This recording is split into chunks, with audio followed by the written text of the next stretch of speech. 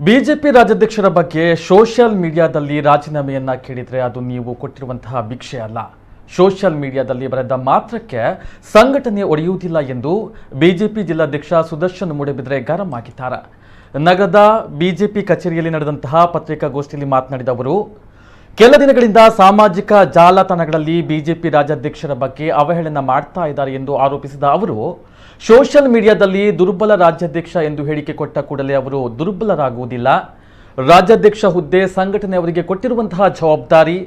ಇದೆಲ್ಲ ಯಾರು ಪೇಮೆಂಟ್ ಕೊಡ್ತಾರೆ ಅವರಿಗೆ ಬರೆಯುವಂತಹ ಸಂಸ್ಥೆಗಳು, ನೈಜ ಕಾರ್ಯಕರ್ತರು ಇದನ್ನ ಮಾಡಿಲ್ಲ ಎಂದರು.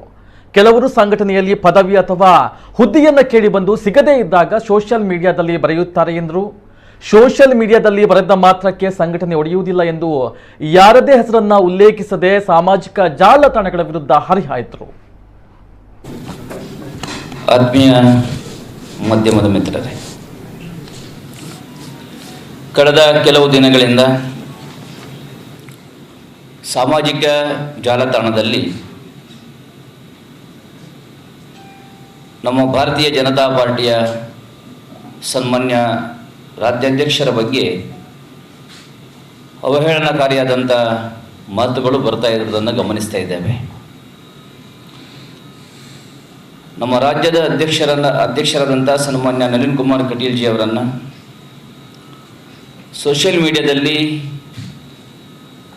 ದುರ್ಬಲ ರಾಜ್ಯಾಧ್ಯಕ್ಷ ಅಂತ ನೀವು ಹೇಳಿಕೆಯನ್ನು ಕೊಟ್ಟರೆ ನಮ್ಮ ರಾಜ್ಯದ ಅಧ್ಯಕ್ಷರು ದುರ್ಬಲರಾಗುವುದಿಲ್ಲ. ಸೋಷಿಯಲ್ ಮೀಡಿಯಾದಲ್ಲಿ ನೀವು ಅವರನ್ನು ರಾಜೀನಾಮೆ ಕೇಳಿದರೆ ಅವರು ರಾಜೀನಾಮೆ ಕೊಡಲಿಕ್ಕೆ ನೀವು ಕೊಟ್ಟಿರುವ ಭಿಕ್ಷೆ ಅಲ್ಲ, ಅವರಿಗೆ ಸಂಘಟನೆ ಕೊಟ್ಟಿರುವಂಥ ಜವಾಬ್ದಾರಿ ಅದು. ಆ ಜವಾಬ್ದಾರಿಯನ್ನು ಸಮರ್ಥವಾಗಿ ನಿರ್ವಹಿಸಿದ್ದಾರೆ. ಭಾರತೀಯ ಜನತಾ ಪಾರ್ಟಿಯ ರಾಷ್ಟ್ರೀಯ ಅಧ್ಯಕ್ಷರಾದಂತಹ JP ನಡ್ಡಾಜಿಯವರು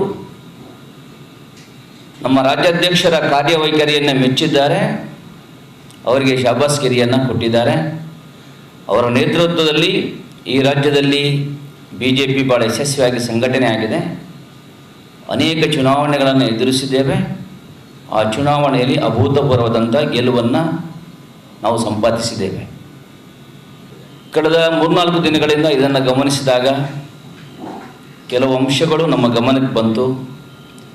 ಅದನ್ನು ಕೂಲಂಕುಷವಾಗಿ ಪರಿಶೀಲಿಸಿಯೇ ನಾವು ಪತ್ರಿಕಾಗೋಷ್ಠಿಯನ್ನು ಕರೆಯಬೇಕು ಎನ್ನುವ ಹಿನ್ನೆಲೆಯಲ್ಲಿ ಅದನ್ನು ಬಹಳ ನಾವು ಗಂಭೀರವಾಗಿ ತೆಗೆದುಕೊಂಡು